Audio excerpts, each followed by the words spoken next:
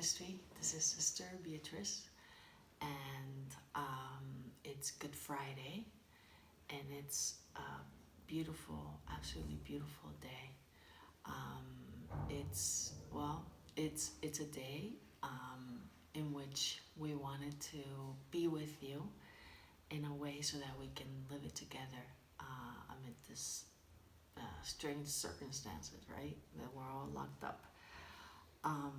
But it's a beautiful day because it's a day in which you can think, well, I have to be sad all day. It's the death of Jesus. What am I supposed to do? And it's a day in which He won over my sin, over my weakness, over death, over sickness.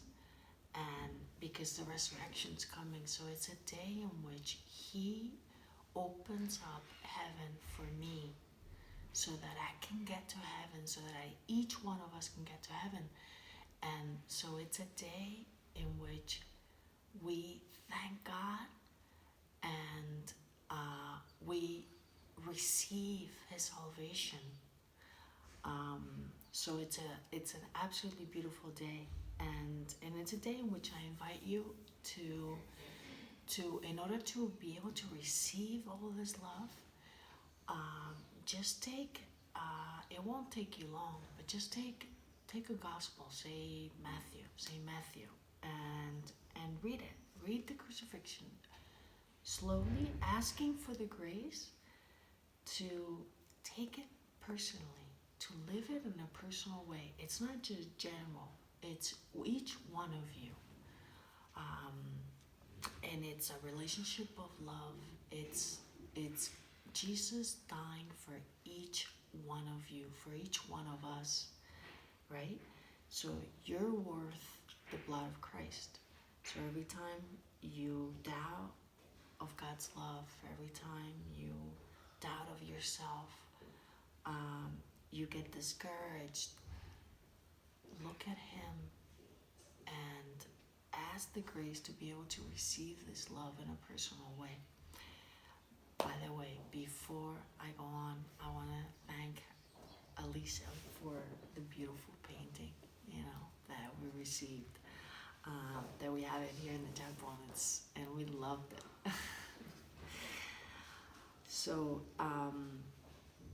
and with today, with Good Friday, you can, as I say, you can take St. Matthew and read, and also in order to be able to receive everything that God has for us, all this outpouring of love that He has for us, it would be good to examine each of our attitudes, right?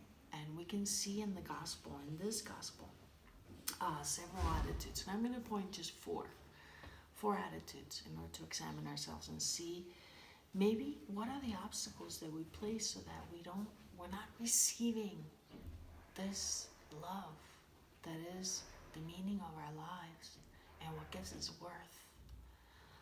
And I'm going to examine the attitude of Judas Iscariot, of St. Peter, of Simon the Cyrenian, and the good thief. 4, just briefly, right? But when you read, you see what Judas Iscariot did, which he was a very mundane, very worldly. He was chosen by Jesus. It's a mystery, Judas, because he was chosen to be a priest, to follow Jesus closely. He knew Jesus, and yet Jesus experienced the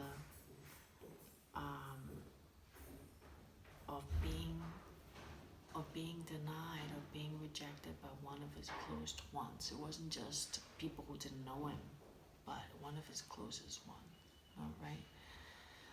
Which added suffering to his heart.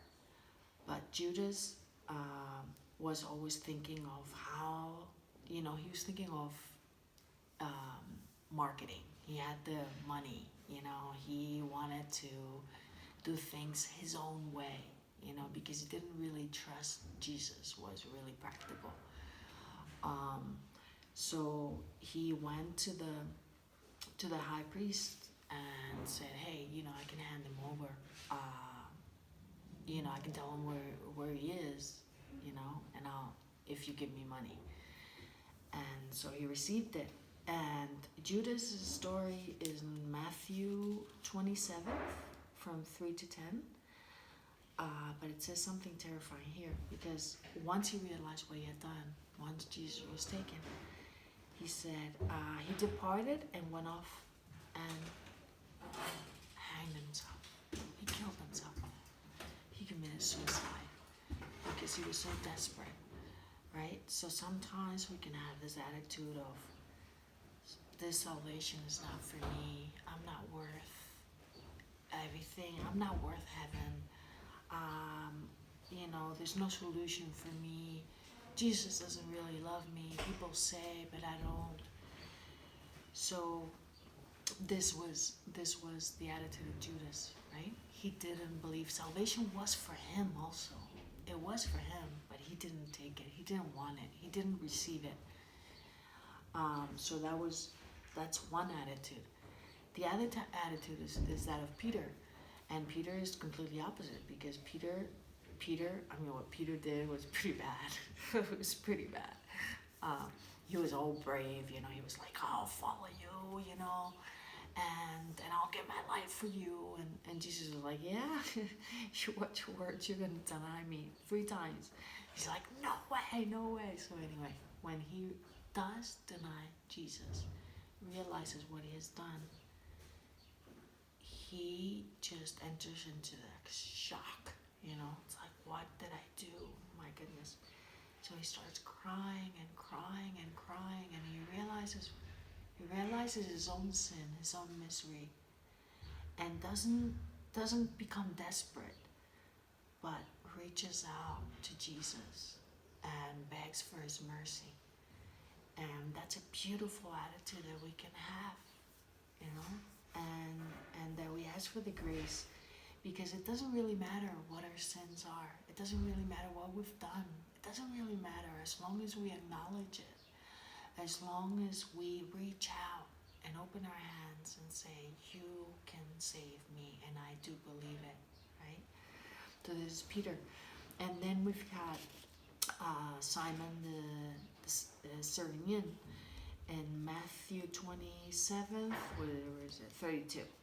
It says, as they were going out and Jesus was carrying the cross, they met a Cyrenian named Simon, and this man they pressed into service to carry his cross. That is, he took it by force. He did it grudgingly, right? He didn't want to carry a cross, but he had to.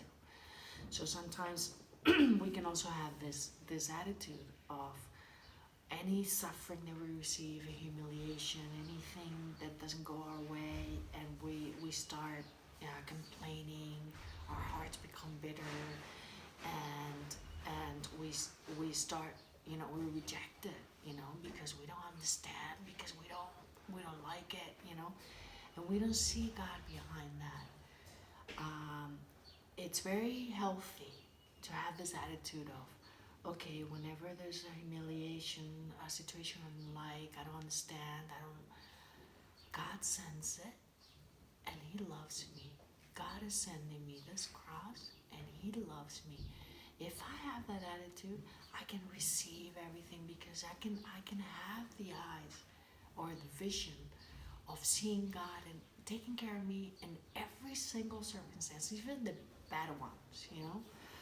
So this is another attitude that we can have that doesn't allow us to receive everything that God has for us. And then there's the fourth attitude of the good thief, and this we can read in St. Luke 23:39. Where is it? Let's see if I can find it. 23:39. Okay. So they're, you know the story of the good thief and the bad thief, and they're both crucified with Jesus. and one is, are you not the Messiah? Save yourself. You know, he's bitter, he's suffering there, he's just like miserable, he's attacks the Lord, you know. And the other one, the good thief, is like, have you no fear of God? For you're subject to the same condemnation, you know. And he acknowledges his sin. He says, we're here because we deserve it. We're here suffering this because we have been condemned justly because of what we've done. But this man has done nothing criminal.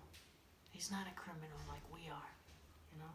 He acknowledges his truth, and then he says something beautiful. He says, Jesus, remember me when you come into your kingdom. And Jesus replied to him, amen, I say to you, today you will be with me in paradise. I mean, he offers the good thief, a man he just met, paradise, to be in heaven before even his mother. I mean, it's amazing, right? Everything that he received just because of his attitude of, I am a sinner, I'm nothing, and yet I trust you, and I believe in you, and I know you can get me out of this situation, and I know it will become better because as long as I'm with you. So that let us take advantage of today in order to be able to receive the grace of this day, this beautiful day, and this is what I invite you to. In the name of the Father, and the Son, and the Holy Spirit. Glory be to the Father, and to the Son, and the Holy Spirit, as it was in the beginning, is now, and ever shall be.